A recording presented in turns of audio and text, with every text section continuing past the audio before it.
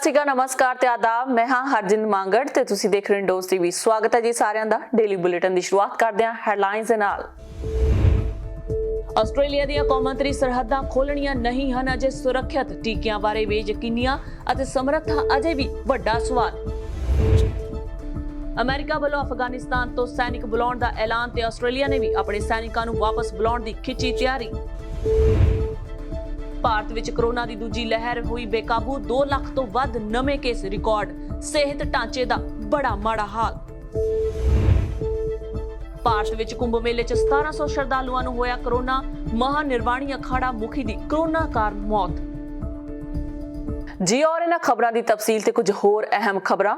ਲੰਮੇ ਸਮੇਂ ਤੋਂ ਅੰਤਰਰਾਸ਼ਟਰੀ ਵਿਦਿਆਰਥੀ ਇਸ ਉਮੀਦ 'ਚ ਸਨ ਕਿ ਵੈਕਸੀਨ ਆਉਣ ਕਾਰਨ ਲੋਕ ਸੁਰੱਖਿਅਤ ਮਹਿਸੂਸ ਕਰਨਗੇ, ਜਿਸ ਕਾਰਨ ਮੁਲਕ ਆਪਣੀਆਂ ਸਰਹੱਦਾਂ ਖੋਲਣਗੇ।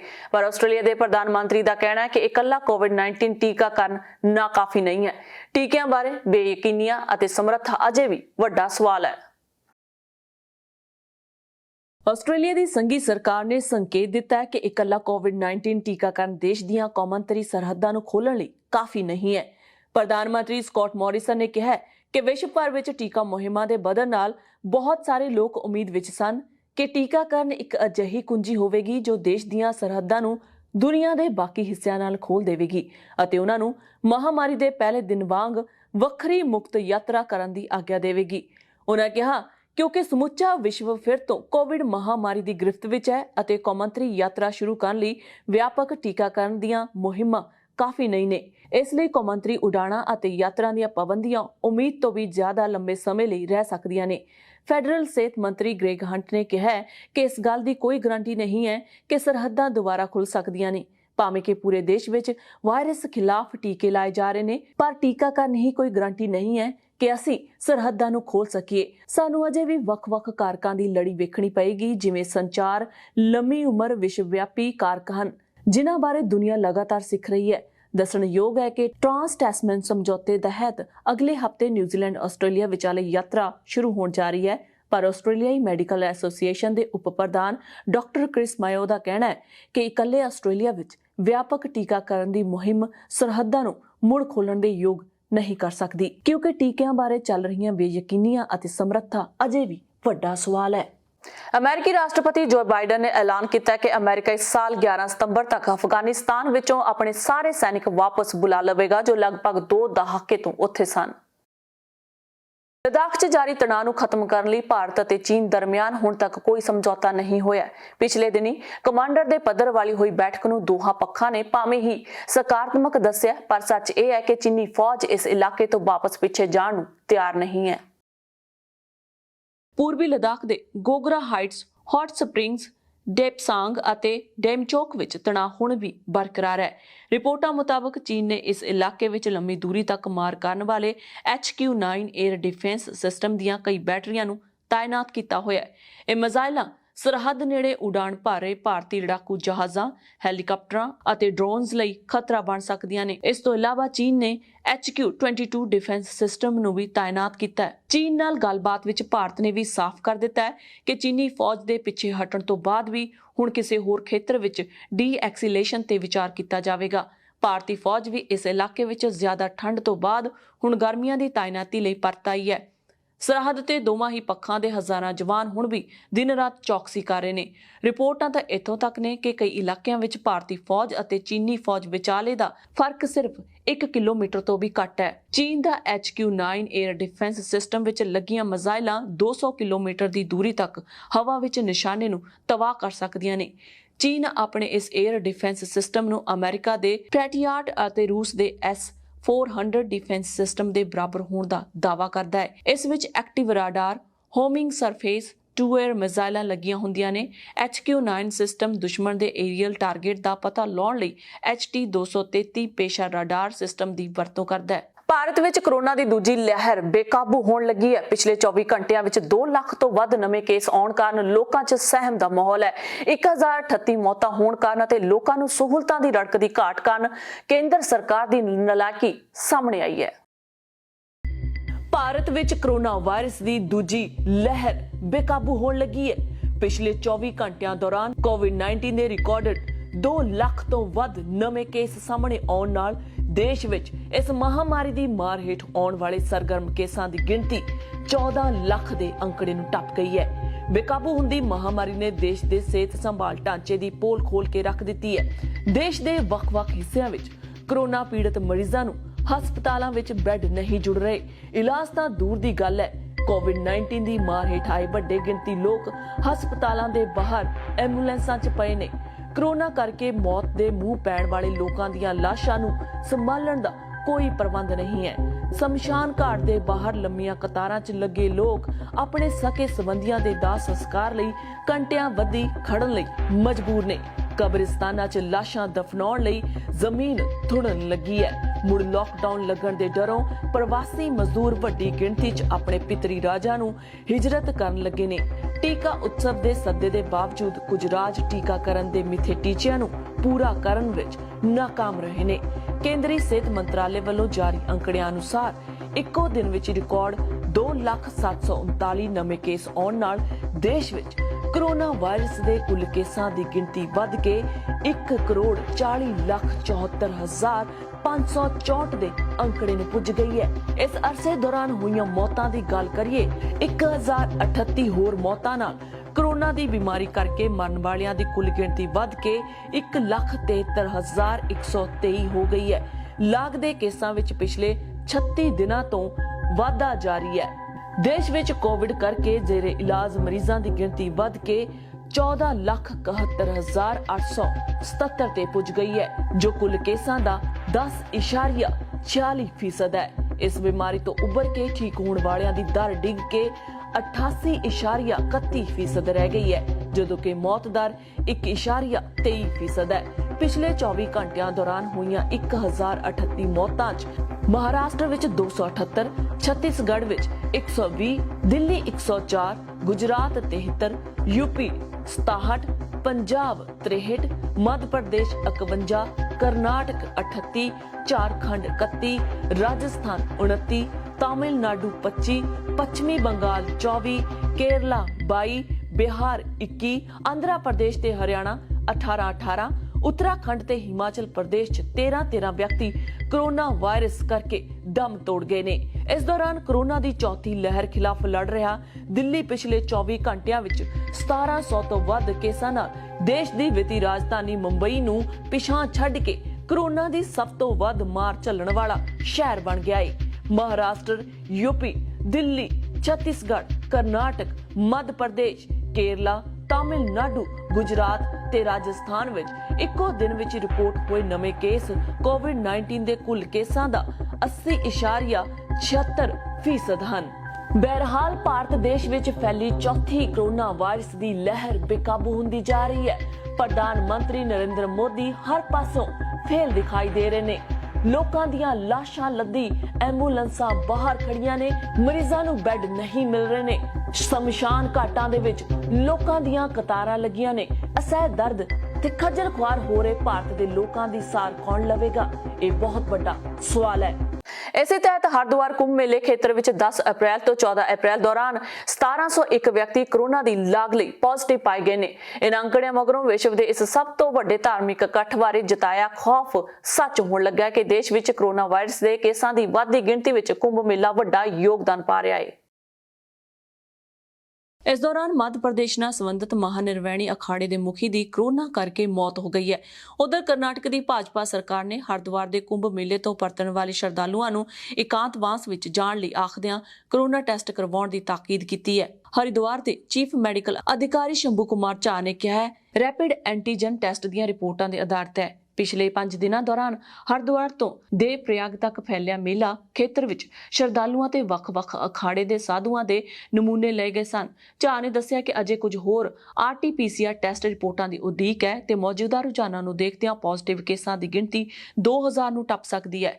ਦੱਸਣਾ ਬਣਦਾ ਹੈ ਕਿ ਕੁੰਭ ਮੇਲੇ ਦੌਰਾਨ 12 ਅਪ੍ਰੈਲ ਨੂੰ ਸੋਮਵਤੀ ਅਮਾਵਸਿਆ ਤੇ 14 ਅਪ੍ਰੈਲ ਨੂੰ ਮੇਸ਼ ਸੰਕ੍ਰਾਂਤੀ ਮੌਕੇ 48.51 ਲੱਖ ਲੋਕ ਜੁੜੇ ਸੀ ਤੇ ਇਸ ਦੌਰਾਨ ਮਾਸਕ ਤੇ ਸਮਾਜਿਕ ਦੂਰੀ ਜਿਹੇ ਕੋਵਿਡ ਨਿਯਮਾਂ ਦੀ ਸ਼ਰੇਆਮ ਧੱਜੀਆਂ ਉਡਾਈਆਂ ਗਈਆਂ ਸਨ। ਕੁੰਭ ਮੇਲਾ ਖੇਤਰ 610 ਹੈਕਟੇਅਰ ਤੋਂ ਵੱਧ ਰਕਬੇ ਵਿੱਚ ਫੈਲਿਆ ਹੋਇਆ ਤੇ ਹਰਿਦੁਆਰ, ਟੀਰੀ ਤੇ ਰਿਸ਼ੀਕੇਸ਼ ਸਮੇਤ ਦੇਹਰਾਦੂਨ ਜ਼ਿਲ੍ਹਿਆਂ ਦਾ ਕੁਝ ਹਿੱਸਾ ਇਸ ਵਿੱਚ ਆਉਂਦਾ ਹੈ। ਕੁੰਭ ਮੇਲੇ ਦੌਰਾਨ ਆਪਣੀ ਸਿਰੇ ਦੀਆਂ ਕੋਸ਼ਿਸ਼ਾਂ ਦੇ ਬਾਵਜੂਦ ਪੁਲਿਸ ਅਖਾੜੇ ਦੇ ਸਾਧੂ ਸੰਤਾਂ ਨੂੰ ਕੋਰੋਨਾ ਤੋਂ ਬਚਾਅ ਲਈ ਜਾਰੀ ਦਿਸ਼ਾ ਨਿਰਦੇਸ਼ਾਂ ਦੀ ਪਾਲਣਾ ਕਰਵਾਉਣ ਵਿੱਚ ਨਾਕਾਮ ਰਹੇ। ਇਸ ਦੌਰਾਨ ਮੱਧ ਪ੍ਰਦੇਸ਼ ਨਾਲ ਸੰਬੰਧਿਤ ਮਹਾਨਿਰਵਾਣੀ ਅਖਾੜੇ ਦੇ ਮੁਖੀ ਸਵਾਮੀ ਕਪਿਲ ਦੇਵ ਦੀ ਕੋਰੋਨਾ ਕਰਕੇ ਦੇਹਰਾਦੂਨ ਦੇ ਨਿੱਜੀ ਹਸਪਤਾਲ ਵਿੱਚ ਮੌਤ ਹੋ ਗਈ। ਅਖਾੜਾ ਮਹਾਮੰਡਲੇਸ਼ਵਰ ਕੁੰਭ ਮੇਲੇ ਵਿੱਚ ਹਾਜ਼ਰੀ ਭਰਨ ਲਈ ਹਰਿਦੁਆਰ ਆਇਆ ਸੀ। ਅਖਾੜਾ ਮੁਖੀ ਨੂੰ PRTC PCR ਪੋਜ਼ਿਟਿਵ ਨਿਕਲਣ ਮਗਰੋਂ ਕੈਲਾਸ਼ ਹਸਪਤਾਲ ਵਿੱਚ ਦਾਖਲ ਕਰਵਾਇਆ ਗਿਆ ਸੀ। ਪੰਜਾਬ ਵਿੱਚ ਕਣਕ ਦੀ ਵਾਢੀ ਦਾ ਸੀਜ਼ਨ ਆਉਣ ਕਾਰਨ ਬੰਦਿਆਂ ਨੂੰ ਵਢਾਈ ਲਈ ਖੇਤਾਂ 'ਚ ਜਾਣਾ ਪੈ ਰਿਹਾ ਹੈ ਤਾਂ ਹੁਣ ਔਰਤਾਂ ਨੇ ਮੋਰਚਿਆਂ ਨੂੰ ਸੰਭਾਲਣਾ ਸ਼ੁਰੂ ਕਰ ਦਿੱਤਾ ਹੈ। ਬੱਚੇ ਔਰਤਾਂ ਪੂਰੇ ਉਤਸ਼ਾਹ ਨਾਲ ਮੋਰਚੇ 'ਚ ਡਟ ਕੇ ਹਿੱਸਾ ਲੈ ਰਹੇ ਨੇ। ਸੰਯੁਕਤ ਕਿਸਾਨ ਮੋਰਚੇ ਵਿੱਚ ਸ਼ਾਮਲ ਕਿਸਾਨ ਜਥੇਬੰਦੀਆਂ ਦੇ ਆਗੂਆਂ ਨੇ ਦੱਸਿਆ ਕਿ 32 ਕਿਸਾਨ ਜਥੇਬੰਦੀਆਂ ਵੱਲੋਂ ਪੱਕੇ ਮੋਰਚੇ ਦਾ 198 ਦਿਨ ਵੀ ਜਾਰੀ ਨੇ ਅਤੇ ਕਿਸਾਨਾਂ ਦੇ ਹਾੜੀ ਦੇ ਕੰਮਾਂ ਵਿੱਚ ਰੁੱਝੇ ਹੋਣ ਕਾਰਨ ਹੁਣ ਬਹੁਤੀ ਥਾਈਂ ਮੋਰਚਿਆਂ ਦੀ ਕਮਾਨ ਔਰਤਾਂ ਨੇ ਸੰਭਾਲ ਲਈ ਹੈ। ਮੋਰਚਿਆਂ ਤੇ ਮੰਚ ਸੰਚਾਲਨ ਸਮੇਤ ਹੋਰ ਪ੍ਰਬੰਧਾਂ ਵਿੱਚ ਔਰਤਾਂ ਵੱਡੀ ਜ਼ਿੰਮੇਵਾਰੀ ਨਿਭਾ ਰਹੀਆਂ ਨੇ।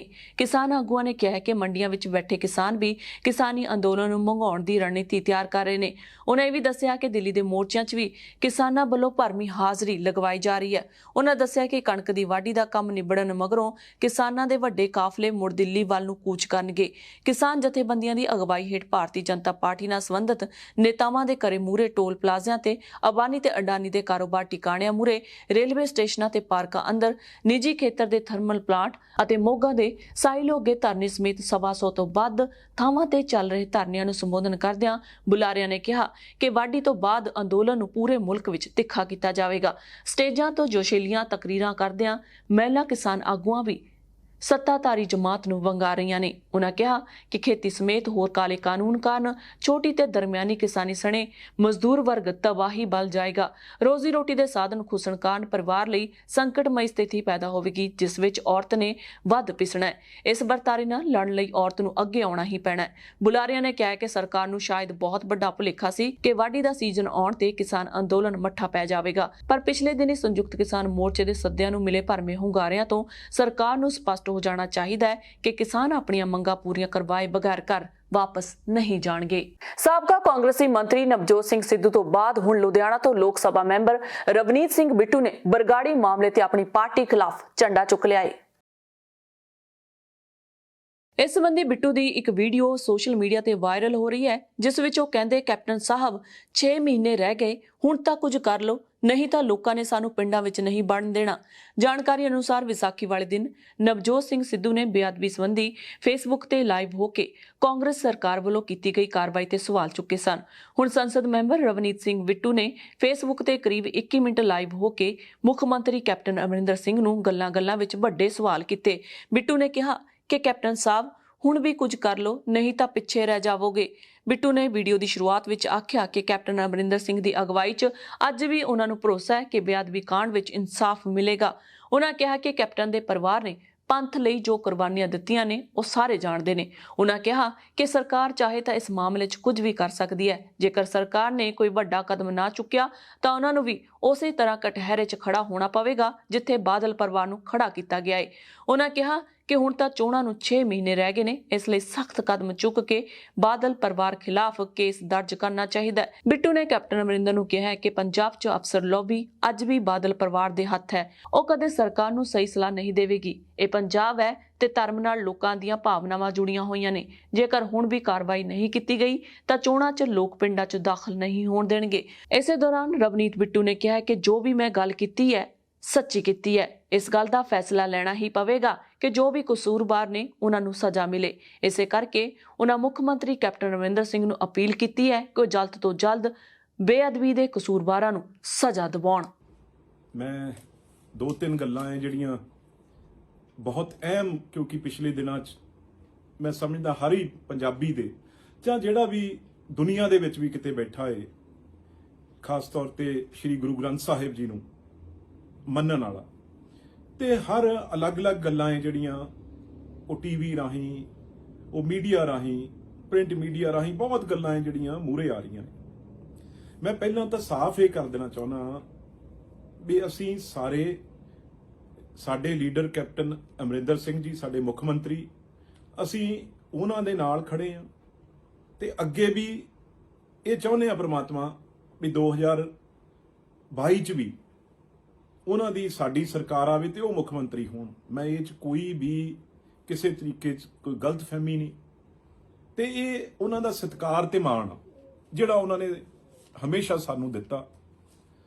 ਪਰ ਇੱਕ ਗੱਲ ਜ਼ਰੂਰ ਆ ਵੀ ਜੇ ਅਸੀਂ ਇਹ ਗੱਲ, ਮੈਂ ਸਮਝਦਾ ਕਈ ਗੱਲਾਂ ਹੁੰਦੀਆਂ ਏ ਜ਼ਿੰਦਗੀ 'ਚ, ਮੈਂ ਮੰਨਦਾ, ਪਰ ਮੈਂ ਕੈਪਟਨ ਸਾਹਿਬ ਨਾਲ ਨਿੱਜੀ ਤੌਰ ਤੇ ਵੀ ਇਹ ਗੱਲ ਕਰਕੇ ਕਹੀ ਸੀ ਵੀ ਕੈਪਟਨ ਸਾਹਿਬ, ਜਿੰਨਾ ਤੁਹਾਡਾ ਮੈਂ ਸਮਝਦਾ ਇਤਿਹਾਸ ਦੇ ਵਿੱਚ ਤੁਹਾਡੇ ਪਰਿਵਾਰ ਦਾ ਜਿੱਡਾ ਵੱਡਾ ਨਾਮ ਆ, ਚਾਹੇ ਉਹ ਹੋਰ ਕੰਮਾਂ ਤੋਂ ਇਲਾਵਾ ਚਾਹੇ ਸਿੱਖੀ ਦੇ ਬਾਰੇ ਗੱਲ ਕਰੀਏ, ਬਹੁਤ ਵੱਡੀਆਂ ਕੁਰਬਾਨੀਆਂ ਤੁਹਾਡੀਆਂ ਆਪ ਦੀਆਂ, ਤੁਹਾਡੇ ਪਰਿਵਾਰ ਦੀਆਂ, ਵੀ ਇਸ ਵੇਲੇ ਜਿਹੜੀਆਂ ਇਹ ਗੱਲਾਂ ਹੋ ਰਹੀਆਂ ਏ ਉਹ ਕਿਉਂ, ਤੇ ਅਸੀਂ ਕਰਾਈਏ ਵੀ ਕਿਉਂ। ਅਸੀਂ ਜਾਂ ਤੱਕ ਕਿਤੇ ਇਸ ਗੱਲ 'ਚ ਕਿਤੇ ਵੀ ਅਸੀਂ ਨੇੜੇ ਤੇੜੇ ਵੀ ਇਸ ਚੀਜ਼ ਨਾਲ ਕਿਤੇ ਸਾਡਾ ਕੋਈ ਜੋੜ ਹੋਵੇ, ਲਿੰਕ ਹੋਵੇ, ਅਸੀਂ ਤਾਂ ਸਪਸ਼ਟ ਇਹ ਸਰਕਾਰ ਜਦੋਂ 2017 'ਚ ਬਣਾਈ ਤੇ ਤੁਸੀਂ ਹਰ ਜਗ੍ਹਾ, ਇੱਕ ਜਗ੍ਹਾ ਨਹੀਂ ਹਰ ਜਗ੍ਹਾ ਇਹ ਤੁਸੀਂ ਗੱਲ ਕਹੀ, ਕਿਉਂਕਿ ਇਹ ਗੱਲ ਕਦੇ ਦੇਖੋ, ਇਹ ਕਦੇ ਸੋਚ ਸਕਦਾ ਵੀ ਪੰਜਾਬ 'ਚ ਜਿਹੜੇ 10 ਗੁਰੂਆਂ ਨੇ, ਗੁਰੂਆਂ ਦੀ ਬਾਣੀ, ਉਹਦੇ ਬਾਰੇ ਆਪਣੇ 10ਵੇਂ ਗੁਰੂ ਸ਼੍ਰੀ ਗੁਰੂ ਗੋਬਿੰਦ ਸਿੰਘ ਜੀ ਇਹ ਕਹਿ ਕੇ ਗਏ ਵੀ ਅੱਜ ਤੋਂ ਬਾਅਦ ਭਾਈ ਇਹ ਗੁਰੂ ਗ੍ਰੰਥ ਸਾਹਿਬ ਜੀ ਗੁਰੂ ਨੇ, ਤੇ ਇਦੋਂ ਮਾੜੀ ਕੋਈ ਗੱਲ ਹੋ ਸਕਦੀ ਹੈ ਵੀ ਉਸ ਪੰਜਾਬ 'ਚ ਉਹ ਗੁਰੂ ਗ੍ਰੰਥ ਸਾਹਿਬ ਦੀ ਜਿਹੜੀ ਉਹ ਬੇਅਦਬੀ ਹੋ ਜਾਵੇ, ਉਹਨਾਂ ਦੇ ਅੰਗਾਂ ਨਾਲ ਕੋਈ ਬੇਅਦਬੀ ਕਰ ਦੇਵੇ। ਤੇ 2015 ਚ ਆਪਾਂ ਨੂੰ ਸਭ ਨੂੰ ਪਤਾ ਵੀ ਕੌਣ ਸਰਕਾਰ ਸੀ, ਕੌਣ ਮੁੱਖ ਮੰਤਰੀ ਸੀ, ਇੱਕੋ ਪਰਿਵਾਰ ਦਾ। ਨਾਲੇ ਦੇਖੋ ਇਹ ਪਹਿਲੀ ਵਾਰ ਹੋਣਾ, ਮੁੱਖ ਮੰਤਰੀ ਵੀ ਉਸੇ ਪਰਿਵਾਰ ਦਾ, ਬਾਦਲ ਦਾ, ਡਿਪਟੀ ਮੁੱਖ ਮੰਤਰੀ ਵੀ ਉਸੇ ਪਰਿਵਾਰ ਦਾ, ਕੇਂਦਰ ਚ ਮੰਤਰੀ ਵੀ ਉਹਨਾਂ ਦਾ। ਚਲੋ, ਪਰ ਮੈਨੂੰ ਇਹ ਗੱਲ ਤਾਂ ਧਿਆਨ ਚ ਆ, ਮੈਨੂੰ ਯਾਦ ਆ ਉਦੋਂ ਜਦੋਂ 2015 ਚ ਤਕਰੀਬਨ ਅਸੀਂ ਉਦੋਂ 7 ਦਿਨਾਂ ਲਈ, ਜਿੱਦਣ ਇਹ ਕਿਸਾਨ ਐਜੀਟੇਸ਼ਨ ਬਹੁਤ ਵੱਡਾ ਚੱਲ ਰਿਹਾ ਸੀ, ਉਦੋਂ ਤੋਤਾ ਸਿੰਘ ਜੀ ਮੰਤਰੀ ਸੀ ਤੇ ਪੈਸਟੀਸਾਈਡ ਦਾ ਬਹੁਤ ਵੱਡਾ ਇੱਕ ਇਸ਼ੂ ਚੱਲ ਰਿਹਾ ਸੀ, ਤੇ ਉਹਦੇ ਲਈ ਇਹ ਬਾਦਲਾਂ ਨੇ ਮੈਨੂੰ ਜੇਲ੍ਹ ਕੀਤੀ ਸੀ, ਤੇ ਅਸੀਂ ਉਹ ਦਿਨ ਜਿਹੜੀ ਆ ਅਰੈਸਟ ਦੇਣ ਸਾਡੀ ਜਿਹੜੀ ਆ ਉਹ ਅਸੀਂ ਬਠਿੰਡਾ ਜੇਲ੍ਹ 'ਚ ਜਾ ਰਹੇ ਸੀ। ਉਦਣੀ ਜਿਹੜਾ ਅਸੀਂ ਕਿਉਂਕਿ ਲੁਧਿਆਣੇ ਤੋਂ ਜਾ ਰਹੇ ਸੀ, ਤੇ ਇਹ ਬਹੁਤ ਹੀ ਵੱਡੀ ਜਿਹੜੀ ਗੱਲ ਆ, ਉਦਣ ਪਿੰਡਾਂ 'ਚ ਇੱਕਦਮ ਅਸ਼ਾਂਤੀ ਫੈਲ ਗਈ, ਇਕੱਠ ਹੋਣ ਲੱਗ ਗਏ, ਨਾਕੇ ਪਿੰਡ ਦੇ ਪਿੰਡ ਜਾਮ ਹੋਣ ਲੱਗ ਗਏ, ਤੇ ਇਹ ਗੱਲ ਪਤਾ ਲੱਗੀ ਵੀ ਇਹ ਗੱਲ ਹੋ ਗਈ ਹੈ ਤੇ ਲੋਕਾਂ 'ਚ ਬਹੁਤ ਭਾਰੀ ਰੋਸ ਆ। ਮੈਂ ਉਦੋਂ ਬਾਅਦ ਜੇਲ੍ਹ ਚਲਾ ਗਿਆ, 7 ਦਿਨ ਅਸੀਂ ਜੇਲ੍ਹ 'ਚ ਰਹੇ, ਤੇ ਰੋਜ਼ ਉੱਥੇ ਗੱਲਾਂ ਸੁਣਦੇ ਰਹੇ ਵੀ ਇਸ ਤਰੀਕੇ ਨਾਲ ਬਾਹਰ ਜਿਹੜਾ ਮਾਹੌਲ ਆ, ਉਹ ਲੋਕਾਂ 'ਚ ਐਡਾ ਵੱਡਾ ਰੋਸ ਆ, ਐਡਾ ਵੱਡਾ ਦੁੱਖ ਆ ਵੀ ਸਾਡੇ ਪੰਜਾਬ 'ਚ ਇਹ ਗੱਲ ਹੋ ਜੇ, ਤੇ ਸਰਕਾਰ ਹੋਵੇ ਕਿਹਨਾਂ ਦੀ, ਜਥੇਦਾਰਾਂ ਦੀ, ਪੰਥਕ ਸਰਕਾਰ ਜਿਨ੍ਹਾਂ ਨੇ ਨਾਂ ਤੇ ਬਣਾਈ ਹੋਈ ਸੀ, ਤੇ ਉਹਨਾਂ ਦੇ ਰਾਜ 'ਚ ਇਹ ਹੋਇਆ। ਉਦੋਂ ਬਾਅਦ ਤੁਹਾਨੂੰ ਪਤਾ ਵੀ ਕਿਵੇਂ ਇਹ ਡੇਰੇ ਵਾਲਿਆਂ ਨੂੰ ਕਿਸ ਤਰੀਕੇ ਨਾਲ ਅਕਾਲ ਤਖਤ ਸਾਹਿਬ ਦੇ ਜਥੇਦਾਰ ਚਿੱਠੀਆਂ ਜਾਰੀ ਕਰਦੇ ਰਹੇ। ਪਰ ਮੈਂ ਇੱਕ ਗੱਲ ਕਹਿਣਾ ਵੀ ਸਾਡੇ ਨਾਲੋਂ ਤਾਂ, ਮੈਂ ਇਹ ਗੱਲ ਮੇਰੇ ਮਨ 'ਚ ਆ ਰਹੀ ਸੀ ਬਈ ਹਰਿਆਣਾ ਦੇ ਜਿਹੜੀ ਸਰਕਾਰ ਕੋਈ ਵੀ ਆ, ਉਹ ਅੱਜ ਤੱਕ ਉਹ ਜਿਹੜਾ ਬਾਬਾ ਹੈ ਉਹ ਸਲਾਖਾਂ ਪਿੱਛੇ ਆ। ਉਹਨਾਂ ਨੇ ਉਹ ਬਾਬੇ ਨੂੰ ਜੇਲ੍ਹ 'ਚ ਰੱਖਿਆ ਹੋਇਆ, ਜਿਹੜਾ ਬਾਬਾ ਤਾਂ ਕਹਿੰਦੇ ਹੀ ਚੰਗਾ ਨਹੀਂ ਲੱਗਦਾ ਉਹ ਜਿਹੜਾ ਵੀ ਸੀਗਾ। ਪਰ ਚਲੋ, ਉਦੋਂ ਬਾਅਦ ਸਾਡੀ ਸਰਕਾਰ ਬਣ ਗਈ। ਅੱਜ 4.5 ਸਾਲ ਤਕਰੀਬਨ ਸਾਨੂੰ ਹੋਣ ਵਾਲੇ ਨੇ, ਤੇ ਤਕਰੀਬਨ ਜਨਵਰੀ ਦੇ ਵਿੱਚ ਮੈਨੂੰ ਲੱਗਦਾ ਇਲੈਕਸ਼ਨ ਜਿਹੜਾ ਹੈ ਉਹ ਕੋਡ ਲੱਗ ਜਾਏਗਾ, ਤੇ ਸਾਡੇ ਕੋਲ ਮਹੀਨੇ ਤਕਰੀਬਨ 6 ਕੀ ਨੇ। ਨਵੀਆਂ ਤੇ ਤਾਜ਼ਾ ਖਬਰਾਂ ਲਈ ਦੇਖਦੇ ਰਹੋ ਇੰਡੋਸ ਟੀਵੀ ਆਸਟ੍ਰੇਲੀਆ। ਇਜਾਜ਼ਤ ਦਿਓ, ਧੰਨਵਾਦ।